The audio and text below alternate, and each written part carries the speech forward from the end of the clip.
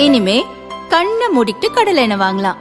ஏன்னா மந்த்ரா கடலை எண்ணெய் இதயத்தின் தயாரிப்பு. வறுக்க பொரிக்க ஏன் எல்லா சமையலுக்கும் மந்த்ரா தான். மந்த்ரா கடலை எண்ணெய், அபார ருசி, ஆரோக்கியமான உடல் நலம். ரொம்ப டயர்டா இருக்கு. இயற்கையான டேட்ஸ், பாதாம், பிஸ்தா, கேஷு அண்ட் ஹனி கொண்டு தயாரிக்கப்பட்ட லயன் டேட் நட் பைட்ஸ். உத்தரப்பிரதேச சட்டசபையின் பதவிக்காலம் அடுத்த ஆண்டு மே மாதம் முடிவடைகிறது. பாஜவை சேர்ந்த தற்போதைய முதல்வர் யோகி ஆதித்யநாத்திற்கும் கட்சி தலைமைக்கும் பலவித பிரச்சினைகள் உள்ளது.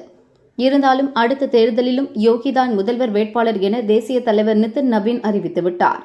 இந்த தேர்தலை ஜனாதிபதி தேர்தலுடன் இணைத்து பேச ஆரம்பித்துவிட்டனர் பாஜவினர். ஜனாதிபதி திரௌபதி முர்முவின் பதவிக்காலம் 2027 ஜூலையில் முடிகிறது. உத்தரப்பிரதேச முதல்வராக மட்டுமின்றி அங்கு அமைச்சராகவும் பணியாற்றியவர் ராஜ்நாத் சிங் இப்போது ராணுவ அமைச்சராக உள்ளார்.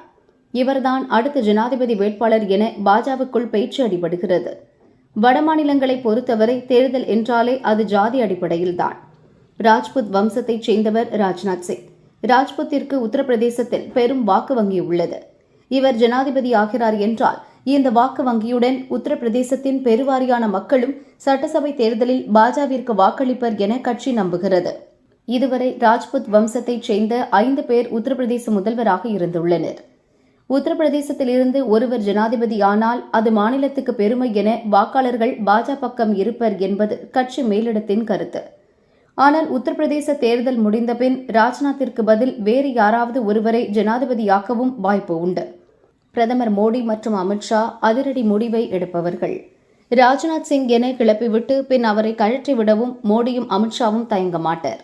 பலரும் அறியாத ஒருவர் கூட ஜனாதிபதியாகலாம் என்றும் ஒரு சாரார் கட்சிக்குள் பேசுகின்றனர்.